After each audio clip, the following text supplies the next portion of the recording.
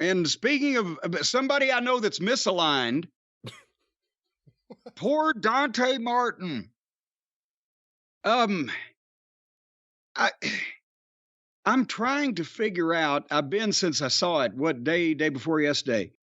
I'm trying to figure out how to explain this in how to verbalize it for people who didn't see what they tried to do and what they ended up doing to poor Dante. And I'm not making fun of him at all. I'm not happy that he's hurt.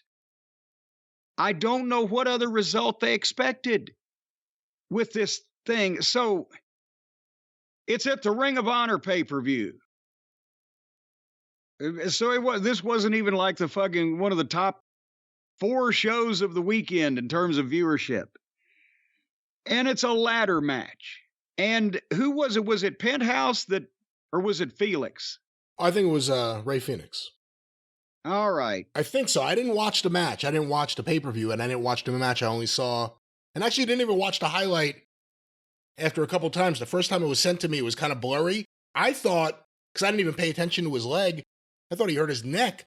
And then I watched it the second time, and I saw the blurry leg, and I said, I don't need to watch this a third time. Yeah. Well, so it's a ladder match. There's a big ladder in the middle of the ring, but then there is also a ladder propped up in between that ladder and the top rope. And then there are, I don't know whether it was 2 or was there 4 where they stacked up on top of one another, tables galore outside on the floor.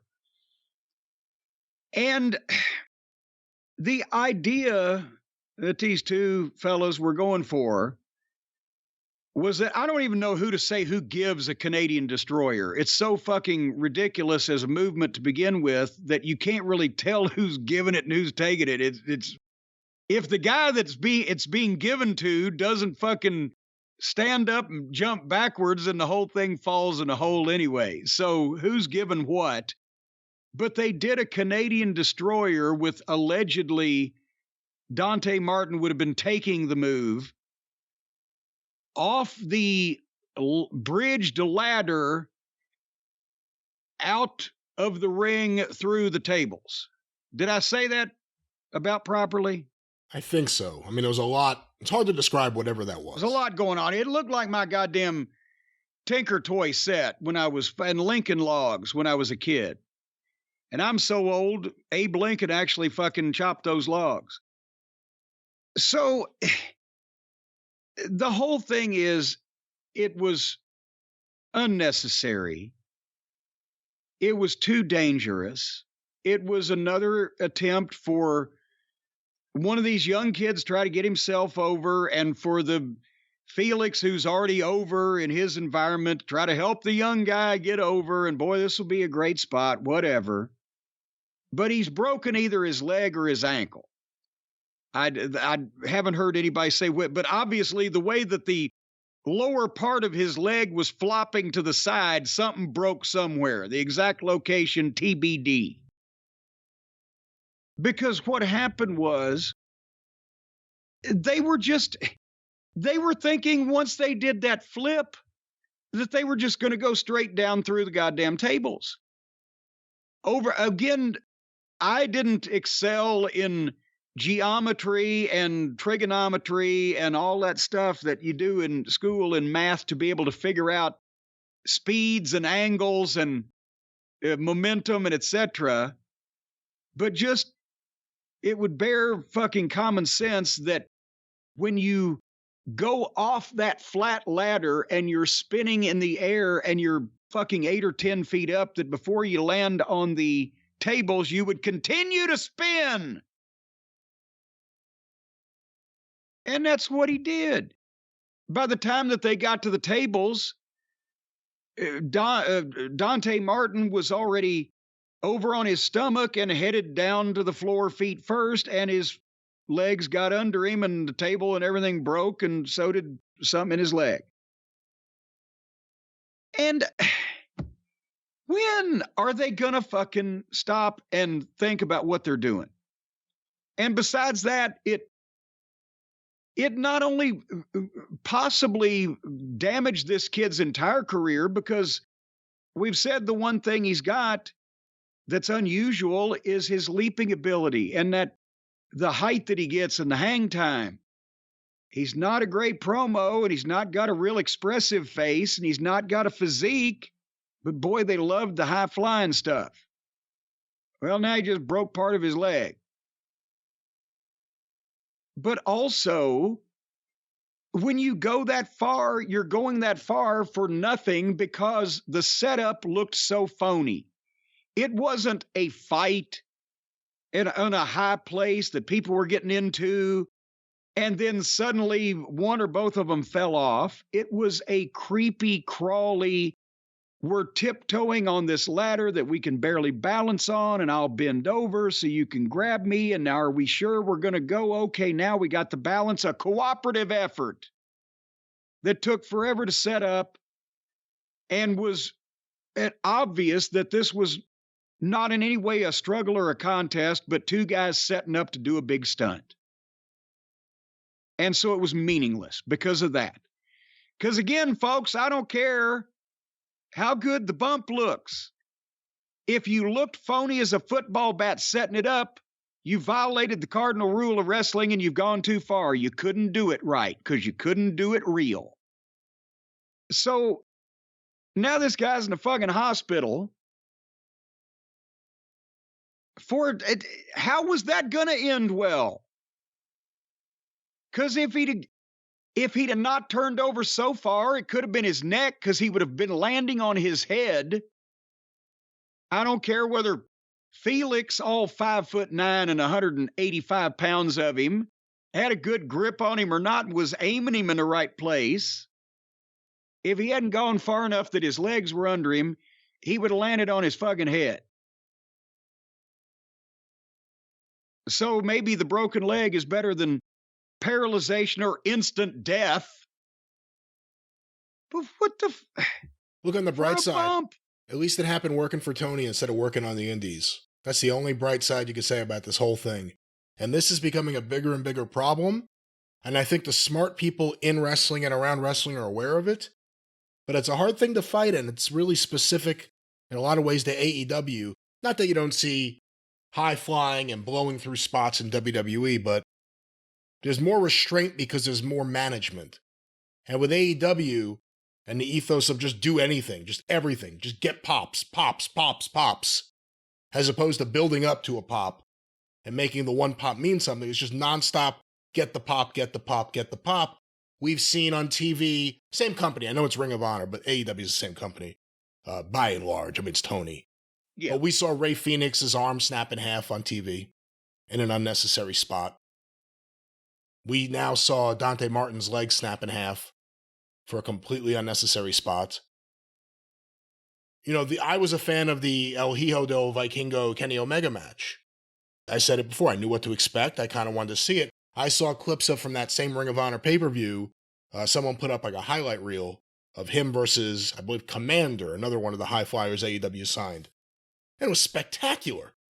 I mean, I've never seen guys do flips like this. That's the good part. The bad part is one guy stands on the rope, takes a very deep breath, counts, gets his timing. The other guy's just standing there waiting, and he runs across to do a tumble-sault flipping into the air, and the other guy is near him when he lands. Like you said. And again, I'm not the wrestling purist. Aggressive tumbling. It's combative parkour. I mean, that's really more what it is. And I'm not saying that to even insult it. It's beautiful for what it is. It's the best parkour you've ever seen.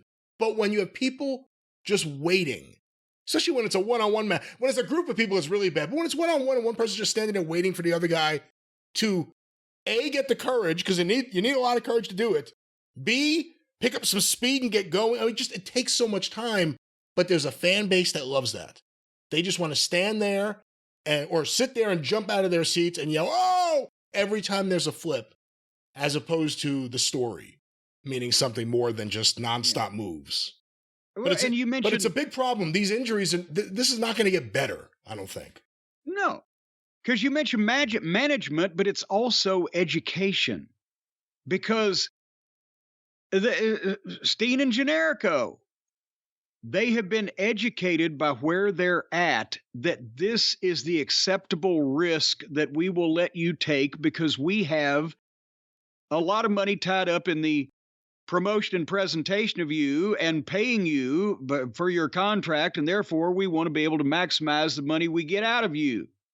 And then also in their training program, which is the one thing that's one of the things about their training program that's better than the indies. I don't know if anything's better than the territories, but they teach guys that no, you don't want to do this and ruin your goddamn health before you actually have a career.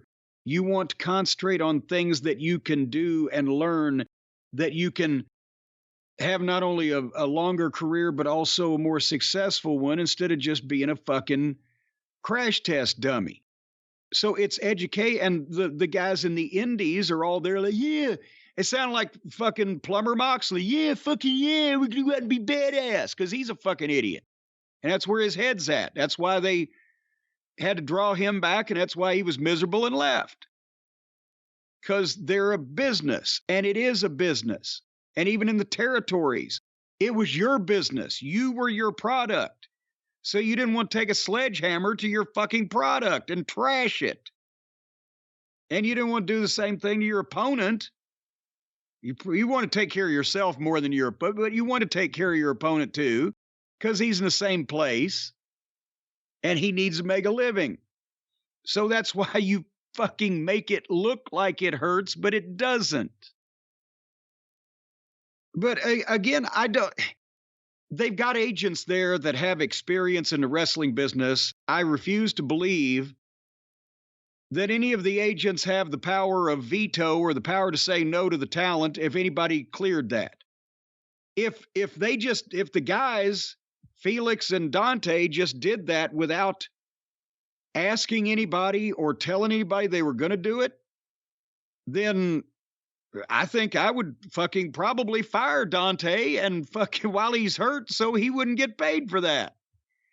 Because if somebody works for you, is under contract to you, and they go out and try to commit suicide in the middle of the ring, should you pay for the doctor bills?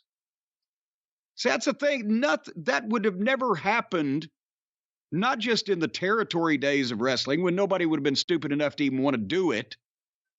But nobody would have ever cleared it. But it wouldn't have happened 10 years ago when I was still involved on an ongoing basis in whether it be TNA or fucking Ring of Honor. Guys weren't suggesting something like that. And they would have definitely suggested it rather than just done it. That period of time you're talking about when you were in Ring of Honor and TNA, that's when you started to hear from the talent, things would be a lot better if we could just get rid of management. If we could just get rid of the camp counselors and take over, we could have our own summer camp nightmare. That's when that all started. And I've told this story, but briefly in Milwaukee, Ring of Honor show, 2011 or 12. It's Kevin Steen, and I'm saying Mark Briscoe. If it was Jay, I apologize, but I'm pretty sure it was Mark. New listeners, Kevin Steen is Kevin Owens. Kevin Owens, sorry. And we're in Milwaukee at an old building, very picturesque building. There's 700 fucking people there, and it's sold out, right? That is a small place. Nice house show. And Steen and Briscoe come to me and say, well, they want Briscoe, Mark, to do a frog splash off the balcony of this little building. And I mean, this sounds insane, but this little building, there was a balcony that was probably about 17, 18 feet off the floor, and it was within 10 feet of the ring. And so it's not as crazy as it sounds, but he wanted to do a splash off the balcony on Steen through a table in the ring. And they come to me. I said, what are you fucking thinking? And that's when Owens, it was, well, Ring of Honor was founded on those holy shit moments, and the people expected we go the extra mile and blah, blah, blah. And we were trying to get away from holy shit moments and concentrate on drawing money instead of crippling people.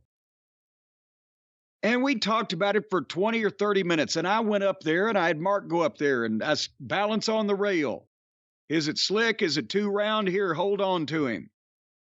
Let's see how it looks from up there. Okay, there's where the table's going to be. All right, if you motherfuckers want to do this, then I will let you do it. But my counter argument was we've got the Hammerstein Ballroom in like 2 weeks in New York where there's going to be 2,000 people or whatever. There's some big show coming up, and it's going to be on internet pay-per-view. And both of you were in feature matches.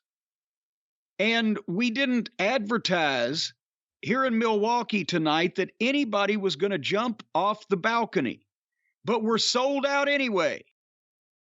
They bought the ticket, and if they don't see somebody jump off the balcony, they're not going to go home disappointed because we didn't advertise it was going to happen, and they wouldn't think of it if you didn't bring it up. So maybe don't break either one of your fucking legs or arms before our big pay-per-view in a couple weeks, and just send the people home happy with good wrestling. All 700 of them. If you can get out of the goddamn balcony at the Hammerstein Ballroom in front of 2,000, maybe then fucking jump. But there was never any thought context of where you are in your goddamn life. They wanted to do everything, everywhere, all the time. So anyway, we hope Dante is feeling better. Go ahead. What's going to happen when someone breaks their neck? I mean, what can AEW? Well, they already did, technically. Well, that's true, but when think about it, twice. Starks in the AEW and Big E in the WWE. I'm talking about specific to AEW because we're seeing. Well, I'm just saying it's happening both, but yeah. I mean, what can you say if someone says, if something really, really bad happens?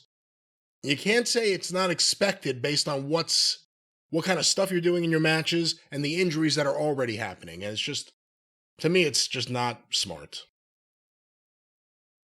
But parkour. It's parkour. Hardcore parkour. Hardcore parkour. There you go. Bonjour, hardcore parkour. Ah, do you have a beret? Yes, and a sash. And I'll tell you, poor Dante, since he's laid up. Dante, if you're listening, I'm going to tell you this right now. I know you're probably miserable, you're upset, you may even be in pain. But no matter what your current physical condition, you will feel better if you recuperate on a Helix sleep mattress. I think that's safe to say that no matter what anybody out there within the sound of my voice, no matter how you feel right now, you will feel better if you're laying down on a Helix sleep mattress. Take a nap, sleep all night, do a little bumping uglies, play with the dog, whatever you do on a mattress, you're going to feel better. Overall, I think that's probably safe to assume. It's not a guarantee. Now, I could come out here and I could say that, if you lay down on a Helix sleep mattress, it will instantly heal your broken bones. It will cure leprosy. It cures the most stubborn case of hoarseness. I could say all those things. Not a goddamn one of them would be true. Okay. See? I could, but I won't, even though I did. But I can tell you for a flat fact, ladies and gentlemen, and also most people do sleep flat, so we got that going for us, that a Helix sleep mattress will make you feel better no matter what your condition is. If you feel crummy, lay down on a Helix, you're going to feel better. If you feel good, lay down on a Helix, you're going to feel great. Again, these aren't guarantees. Let's just make sure we say these are not guarantees. Well, it'll enhance any situation. If you feel great and you lay down on a Helix sleep mattress, I've seen it happen 3 or 4 times and people are instantly lifted up to heaven where they have an angel that plays a harp and serenades them forevermore. Metaphorically speaking, of course. Yes. You've seen this happen 3 times, you said. 3 or 4, 3 or metaphor, whichever number. Helix Sleep is a premium mattress brand that provides tailored mattresses based on your unique sleep preferences. And folks, we've talked about they have a crew of tailors that works overnight putting these mattresses in these cute little suits. Some of them with a vest, some of them are 3 pieces, others have 2 pair of pants with them. The Helix lineup includes 14 unique mattresses, including a collection of luxury models that come with chrome accessories and fucking badass white walls and hubcaps. What are you the talking luxury about? models? They have a collection of luxury mattresses, and you ought to see the paint jobs on these bad boys. There's no paint job. Will you stop it? They've got a mattress for big and tall sleepers. The problem is most people can't get it through their doorway. That's not a problem. There's never a problem getting Helix Sleep mattresses into your house. Well, that's true because they compress them down into that box. And then when you just carry it in and set it where you want it to go and you open up the box, it just comes to life. But the problem is getting the big and tall sleepers through the door. If you're over 7.5 feet tall or you weigh more than 600 pounds, you might need to take your Helix Sleep mattress for big and tall sleepers and lay it out in the backyard because you're a fat fuck or a tall drink of water that can't get in normal people's houses. What? And they've got mattresses made just for kids, too. And that way you can put that almost anywhere. If, as a matter of fact, it's kind of like those roach motels. These kids' mattresses, they draw the kids to them. The kids want to lay on these things. So if you want to try to keep the kids away from the house, put the kids' mattress back in the farthest corner of the backyard, and it'll draw them away. Of course, most people want the kids in the house, and what Jim meant to say is that it is a very comfortable mattress, and all children who try a Helix Sleep mattress, not all children, can't guarantee that. Children who try, my children personally have tried the Helix Sleep mattresses, and they love them. Yes, they draw kids like flies to shit. So, folks, again. God damn it. And folks, Helix knows there's no better way to test out a new mattress than sleeping on it in your own home, and that's why they offer the 100-night trial and a 10 to 15-year warranty to try out your new Helix mattress. 10 to 15 years, and as we've mentioned, a lot of people not even going to make it that long, so you might be able to get one over on these people. We stop it. Right now, just go to helixsleep.com. That's HELIX, and you take the quiz. And it's not hard, and even if you flunk, they're not going to penalize you. This will not go against your educational record, folks. They just want to know what kind of way you sleep, on the back, on the stomach. Do you need a model with more responsive foam to cradle your body? They've got that kind of stuff. Matter of fact, you can slip in one of these. It's like they've styrofoamed you. And then it'll be easy while you're asleep. You're in this fucking mattress that's made just for you. Your wife can pack the whole thing up in a box, UPS you to Cleveland. You'll wake up. You won't know what the fuck's going on. That's not the way it works, ladies and gentlemen. You will sleep on top of your Helix Sleep mattress. You don't have to worry about being ingested by the foam. Enhanced cooling features keep you from overheating at night. And what that is basically you'll pay a guy that's down on his luck $10 twice a night to come in and throw a glass of cold water on you. And it will be amazing how you'll sleep cooler. Folks, right now, Helix is offering up to 20% off all mattress orders and 2 free pillows for our listeners. All you got to do is go to helixsleep.com/JCE. I may have spelled Helix earlier. I shall do so again. HELIX sleep.com/JCE, up to 20% off all mattress orders and 2 free pillows on top of that. And Helix supports the military, the first responders. As a matter of fact, many times when paratroopers, when they parachute out of planes into a foreign country to invade them, they have a Helix mattress strapped to their back so they can have a soft landing. That's not exactly true, but imagine if Dante Martin had a Helix Sleep mattress to land on. Well, then, he would have been right in the middle of it. Teachers and students, they support you too. You'll get a special discount. And unlike a lot of mattress companies out there, Helix owns its own manufacturing facility. So they're making all kinds of things they're stuffing in them mattresses.